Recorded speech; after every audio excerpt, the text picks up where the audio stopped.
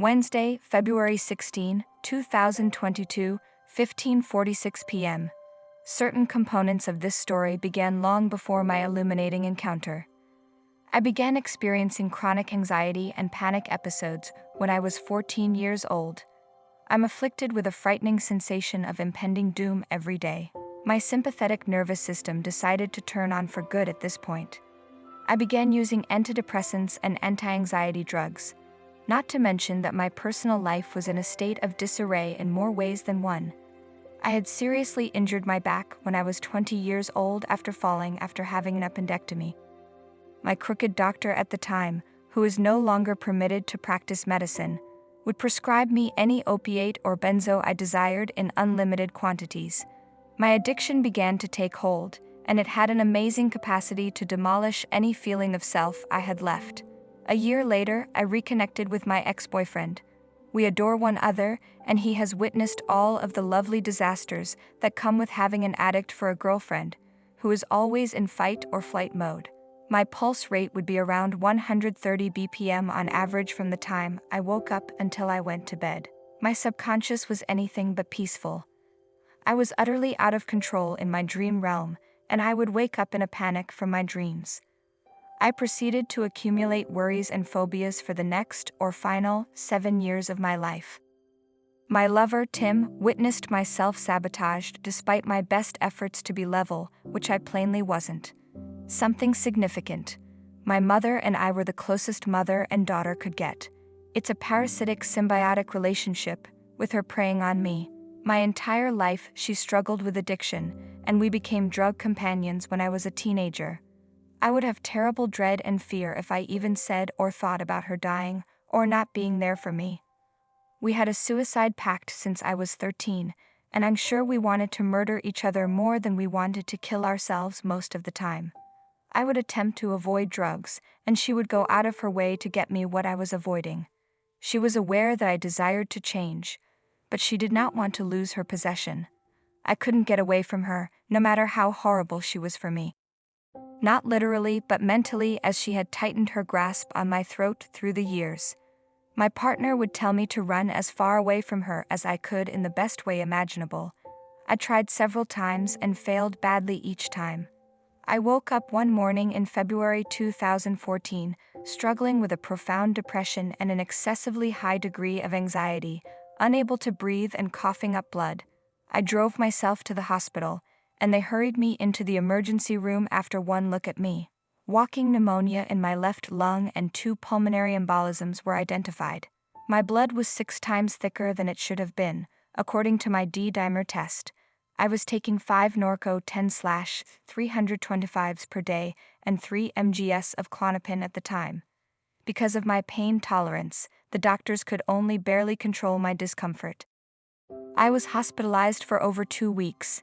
They put me on blood thinners and told me I needed to adjust my lifestyle, which I took seriously at the time. Even if they informed me I had averted death, the changes I would begin to make would barely scratch the surface and would not even come close to addressing the root cause of what actually needed to happen.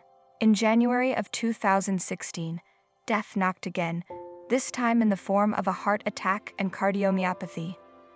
I awoke one morning, like with the embolisms, unable to breathe or even sit up. My lungs were filled with fluid and my hands were swollen to the point of insanity. I was driving myself to the hospital again, with a strange sense of déjà vu. When I arrived, they immediately brought me back to the ER, ran tests, and informed me I had a 50/50 chance of needing a heart transplant if it didn't clear up on its own. A week in the hospital. My partner and I broke up in January 2017, while we were still trying to live a no-opiate lifestyle. I was in a state of disbelief and began to look for drugs. My mother, unbeknownst to me, had met a charming young, clean-cut guy at the bank and thought to herself, "Oh, what a good guy you would be for my daughter." Despite the fact that she has the worst ability to judge a person's character, she gave him my phone number. I was shocked but not surprised by what she'd done. We were talking and meeting for the first time by the end of January. I assumed he was a decent enough person. Then came my watershed moment, the question that would take me to my death and rebirth. "Can you tell me where I can buy some Norcos?" He took a large prescription bottle full of Norcos from the center console without hesitation. My voyage into hell, the major leagues, had begun. I have very few firm memories between the months of February and June. The Chernobyl runaway train had taken control. Everyone in the room was waiting for the phone call that I had overdosed. I couldn't feel happy. All I could think of was a constant battle in my thoughts and misery. Complete, all-encompassing mental and spiritual suffering. I kept going to church and praying because it was the only way to gain a glimpse of hope that things may improve. On June 1st, I lost control of my vehicle, colliding with a parked vehicle and flipping it onto its side in the middle of the roadway. To get me out, the firefighters had to tear the roof off. I went to the hospital with a neck injury and was discharged the next day. This is when I began to lose the ability to express what was happening to me and how I had no control over what was happening to me. Tim came over to my house on June 4th and stated, "You're going to die." I was aware of it. An addict would go virtually any length to avoid experiencing the misery of opiate detox crawl up your spine when it comes to getting clean. I've done it and avoided it numerous times. But there was something different. It seemed as if my NDE began right here, at this precise moment. It didn't matter that I was on a lethal amount of opiates and benzos, 15 Norco 10/325, 10 Percocet 10/325, 4 8 mg strips of Suboxone, 6 mgs of Klonopin, and 6 mgs of Xanax per day. I couldn't fight Tim when he came to take me to detox.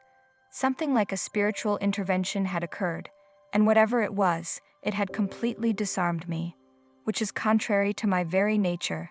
I recall not wanting to go to detox on that particular day. I tried to imagine what my life would be like if I just went back home, but there wasn't one.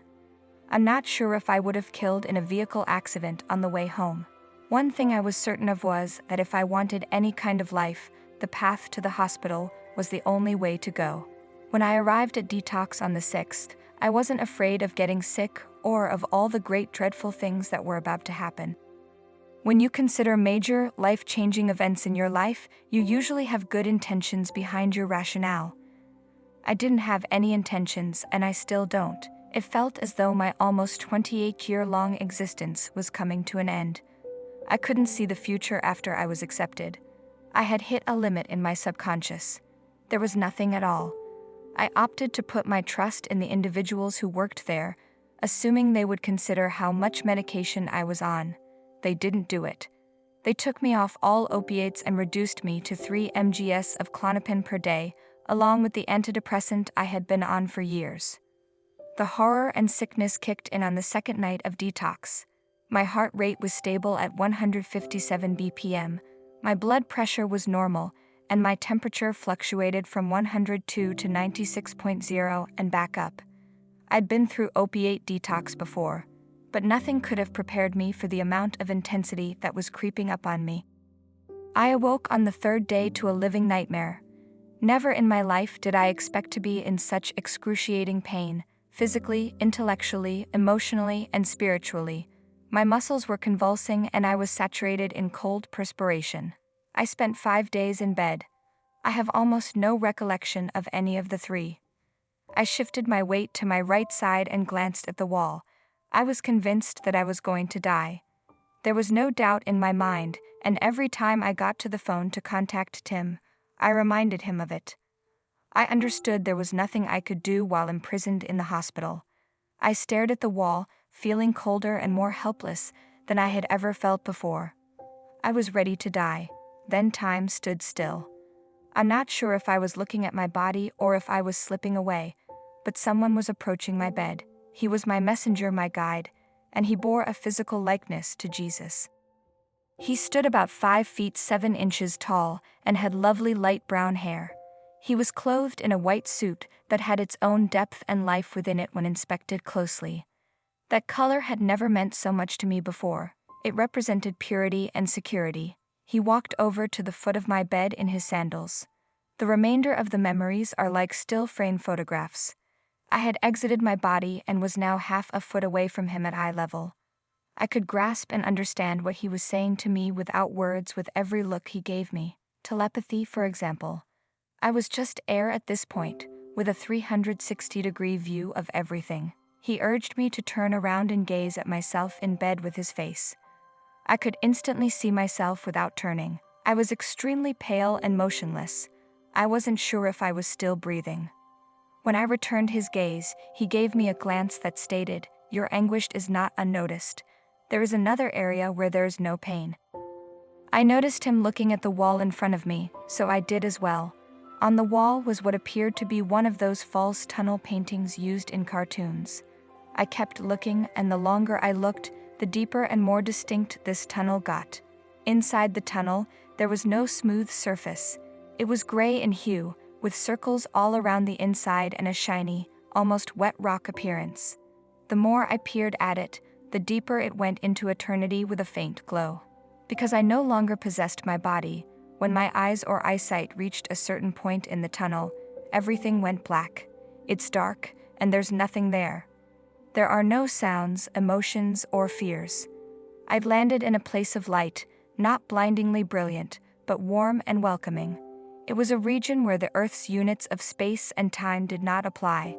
A straight line, similar to a horizon line, was visible in the distance in front of me. It was both white and black, like a flickering light. An orb was located in the center of this horizontal line, a white ticking light ball. It had all of the information that has ever existed or will ever exist. It was so lively and moving so fast that it made everything appear to be frozen in time, like an optical illusion. It faded into a faint yellow, then a gorgeous orange outside the dazzling ball of white. I could glance below and above and see for miles. I was in a state where I had become both everything and nothing. I was simply hovering in one place like a gas. There was no reason for me to attempt to navigate through this region. I was just being. What do people think you need to see if you don't have my body or eyes? This location was neither euphoric nor painful. I was not scared. I'd come to accept everything that was going on. Fear, wrath, hatred, or self-punishment had no place in this realm. The signals were absolutely silent, but loud with no phonetic structure. A language that is incomprehensible on Earth or due to the limits of our physical bodies, I had attained an unmistakable level of acceptance and comprehension. I wasn't asked if I wanted to go back to my flesh, but something drew me back to it. The next thing I remember is the nurse checking my vitals, which they did every 4 hours. I'm not sure how long I was away. It may have been 4 minutes or it could have been 4 hours. I was still quite unwell and unable to understand what had transpired for the following few days. All I knew was that I was certain I was going to die. Knowing you're about to die is a life-changing experience. On the 16th of June, I emerged from the hospital as a new version of myself. Mentally, the tension and terror that had governed my existence for so long had vanished. It was as if I'd never had it. The addiction that had accompanied me for so long had now vanished. Dying was a cleansing process for me. All the things that had previously dominated me did not hold water when I traveled to this other realm. And when I returned to my body, all those crippling ailments were fled. It felt as if I had been filtered, and only my most pure self was permitted to return. This is not to say that I was not in shock. Almost everything was the same, except it had been slightly tweaked. My body was picking up on all kinds of cues. I had a physical panic episode during which my body was in fight or flight mode, but my higher brain was completely calm. It took a few months for my body to start listening to my head. I had to unplug everything electrical, including the Wi-Fi, when I arrived home. Within my sensoromotor nerve system, I could feel a buzzing. I had quit taking my antidepressant and anti-anxiety meds within a week of leaving detox. This was the first time I hadn't taken any medicines since I was 14 years old. It's difficult to convey my current life and mental state. It's barely been 5 months since I started this new life. I'm certain that if I hadn't had this encounter, I would have died. Tim, my lover, is astounded by all that I am capable of and only the things that I beseech. Things that have had the most impact on me in this parallel universe have happened without my knowledge. For example, I had always parted my hair on the left side. One day, I realized I was separating my hair on the wrong side. In my sleep, I astral project. My dreams and how my subconscious perceives myself in my dream world have completely changed. I used to have no control over what happened in my dreams, and I'd end up doing something I knew I shouldn't, then wake up in a panic. When I dream today, everything is so vivid and I am awake most of the time. In any way, fear is not a part of my existence. My toxic relationship with my mother, which I never imagined I'd be able to break, has been severed. She doesn't even resemble my mother. Alex's mother was her name. It doesn't feel natural to call myself Alex. Alex was like a twin to me my entire life, then she died. At the same moment, I feel everything and nothing. My empathy for individuals is stronger than ever, but so is my ability to defend myself. Places with bright lights, loud noises, or a large crowd become sensory overloads for me. I spend the most of my time at home. I no longer use social media and do not own a cell phone. I enjoy watching people's responses when you tell them that. I feel utterly insane not being able to interact with anyone at any time or place. The irony is that I am capable of doing so. I've never been able to draw in my life. I'd always wanted to but lacked the talent. Surprisingly, I can now draw. Faces, details, and shadows. My coordination is better than it has ever been. My new poems have a completely different flavor than all of my past work. I don't have any drug cravings and am even resistant to taking ibuprofen. I rarely use a clock because Earth time does not appear to be correct. I now base my life on nature. I don't have a car and don't want to. My ideas are hazy and fuzzy, and my thirst for knowledge grows stronger by the day. I go through phases where I weep a lot. Not because of despair or any other typical feeling.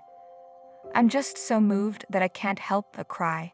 It's almost as though it has its own language. I attempted to describe to my partner what it's like to be who I am now, but I'm at a loss for words. There are so many restrictions on this physical plane of existence, between our delicate, sensitive, mushy bodies and the rules that govern it. Even sitting here on my couch, which appears to be silent, everything has its own life within it. Every angel in the room can be felt, and different materials or textures dance to their own frequency. Every day, I feel like I'm on a psychedelic trip as I try to digest all of these new events. Is it conceivable for someone to feel so dissimilar to themselves that they lament the loss of their identity? Alex is like a reincarnation. I'm just 5 months old and I've still got a lot to learn.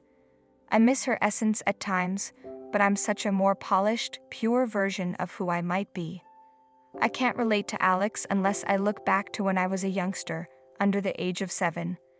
I feel like a kid again, but with an adult in charge keeping things in order.